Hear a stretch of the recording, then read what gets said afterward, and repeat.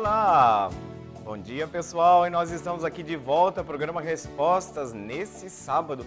Nós que já estamos chegando aí, olha, acabamos de sair do meio do mês de setembro, caminhando já para os finalmente. Meu Deus! Logo, logo o velhinho de barba branca tá chegando por aí. Gente, nós estamos com alegria mais uma vez aqui no programa, na TV Imaculada. E que bom que você está com a gente.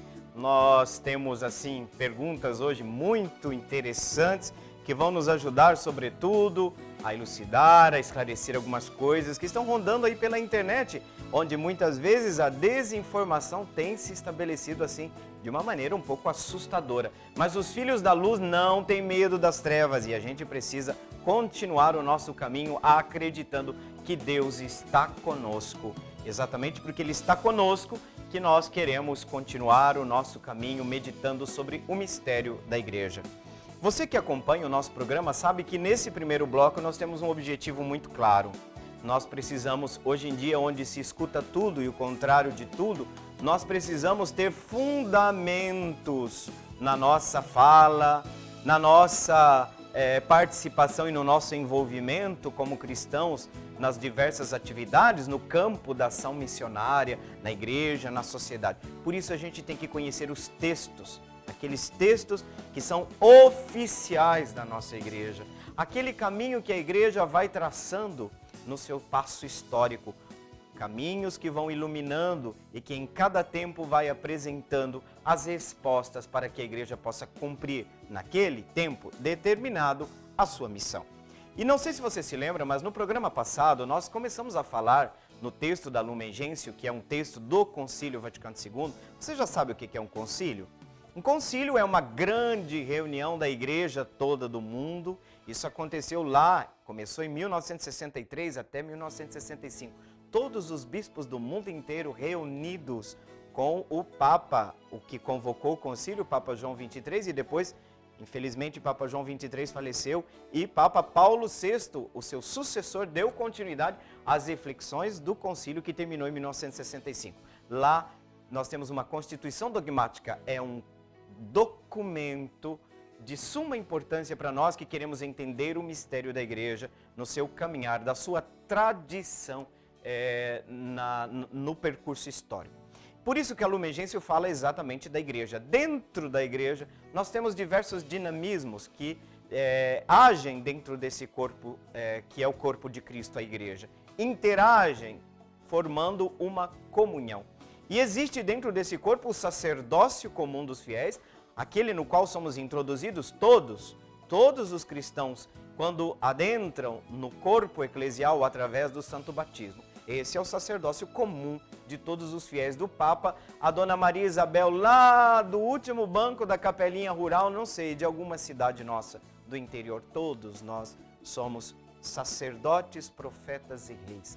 Mas dentro da estrutura da igreja, na sua dimensão ministerial, na sua dimensão de serviço, existe o sacerdócio ordenado, o sacerdócio ministerial. Por que ministerial? Porque é serviço.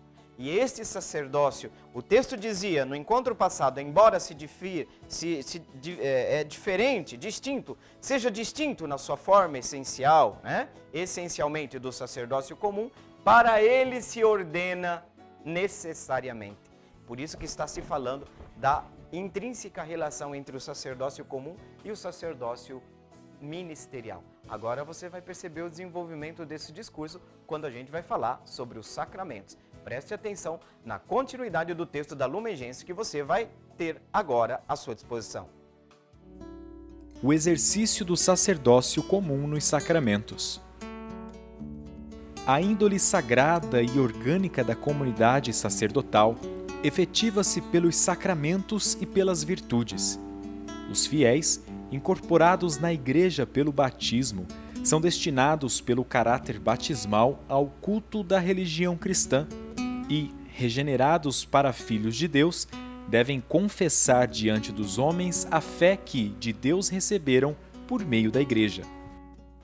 Pelo sacramento da confirmação, são mais perfeitamente vinculados à Igreja, enriquecidos com uma força especial do Espírito Santo e deste modo ficam obrigados a difundir e defender a fé por palavras e obras como verdadeiras testemunhas de Cristo.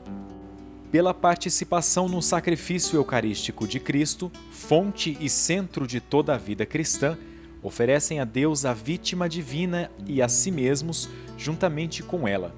Assim, quer pela oblação, quer pela Sagrada Comunhão, não indiscriminadamente, mas cada um a seu modo, todos tomam parte na ação litúrgica.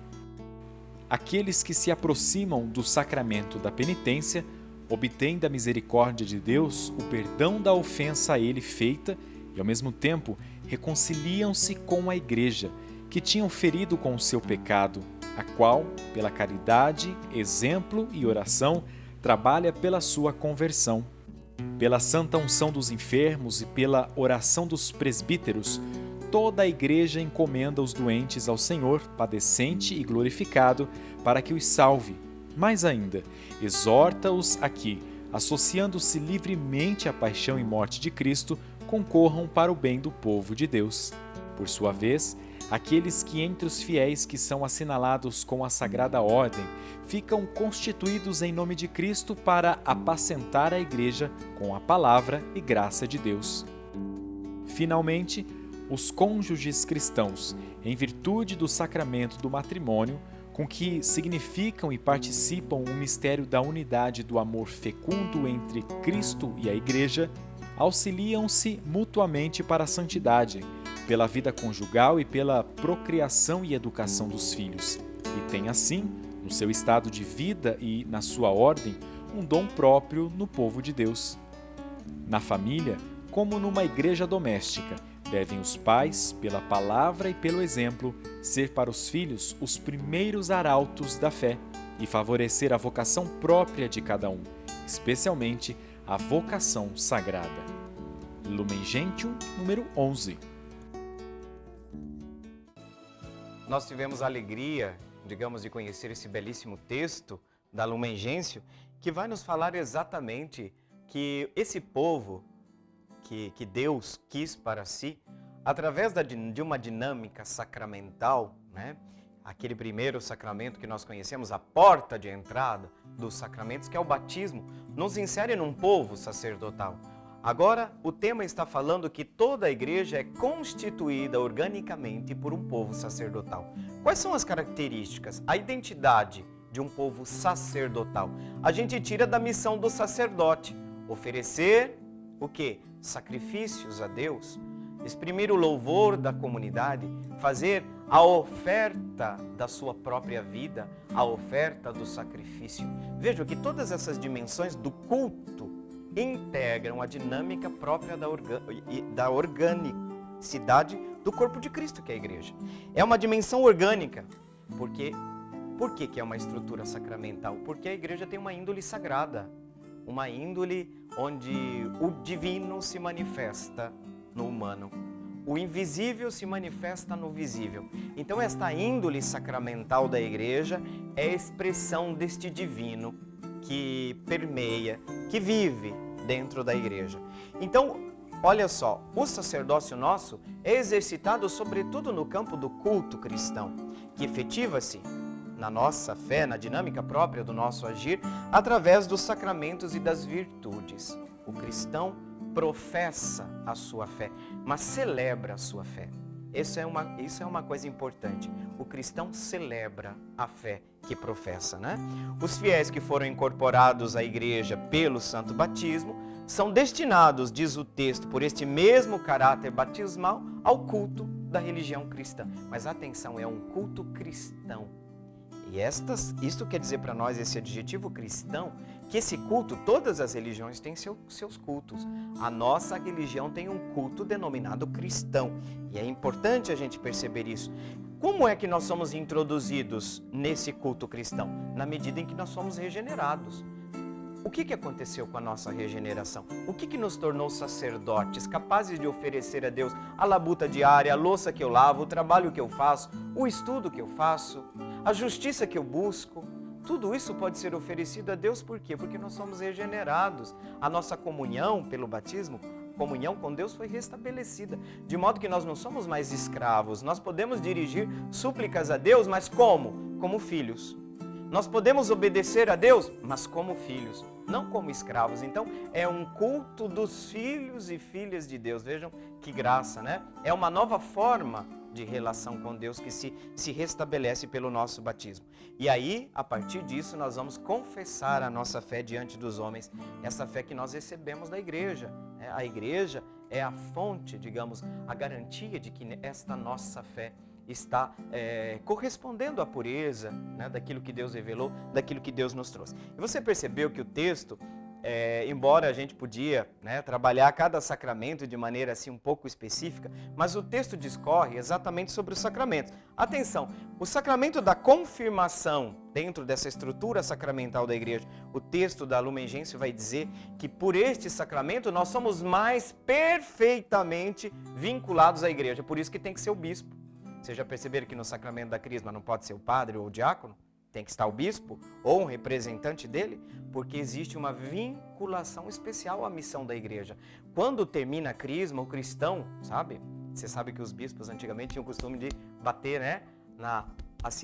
Na cara do Dom Vitório gostava muito de fazer isso, né? Às vezes forte, o jovem até se espanta. O que a igreja está batendo assim no rosto? Acorda, agora é contigo. A missão é contigo. Agora não tem um pai e uma mãe que te acompanhou até agora, que te segurou pela mão, um catequista, uma catequista, um padrinho, uma madrinha. Agora, cristão, você está pronto. A vida está aí, a peregrinação sua começa, você está junto conosco, mas agora você está preparado. Por quê? Porque o sacramento da confirmação é sim a hora de você, como adulto, dizer sim à sua fé. Não é dito que os católicos não chegam um dia na vida que ele tem que dizer, olha, eu quero seguir essa fé, eu quero assumir o meu batismo, eu quero assumir uma missão e peregrinar junto com a minha igreja rumo para o céu, rumo ao céu. A crisma pergunta, pera lá, você quer assumir plenamente os compromissos do seu batismo, já que lá você não tinha consciência? Agora chegou a hora, você quer assumir isso? Então veja que o sacramento da confirmação nos vai dar aquela força especial que é o Espírito Santo. Para quê? Porque o cristão nasceu para a missão, não nasceu para viver um eterno cenáculo. Desculpem, mas não viveu nem mesmo para viver diante do Santíssimo o tempo inteiro. E isso é fundamental. Lembra? Os apóstolos, é bom estarmos aqui, Senhor. Que tal a gente armar 3 tendas? Não, eu terminei minha missão, vocês não. Então, a igreja precisa do cenáculo porque precisa da força especial do Espírito para a missão. Mas não é uma igreja que vai ficar o tempo inteiro no cenáculo. Tem que partir para a missão, tem que partir para o mundo, né? Nesse sentido, a crisma dá para cada cristão a armadura, a força da graça, uma força especial do Espírito para agir segundo a vontade de Deus nesse mesmo mundo, né?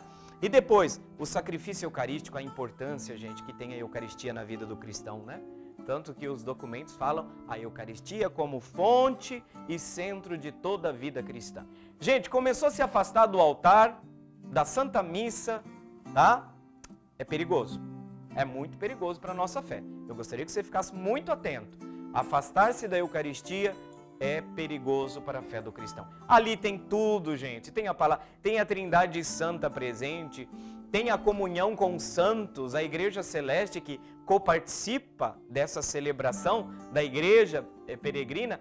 Tem o Espírito Santo, a Trindade que eu já falei. Gente, tem o próprio corpo de Cristo, a sua força. Tem a palavra de Deus. A primeira parte da missa, o que é? Quem diz que católico não lê a Sagrada Escritura? O que nós fazemos na primeira metade da nossa Eucaristia? Ouvir a palavra de Deus, né? Então nós estamos chegando, infelizmente, já ao final desse primeiro bloco, né?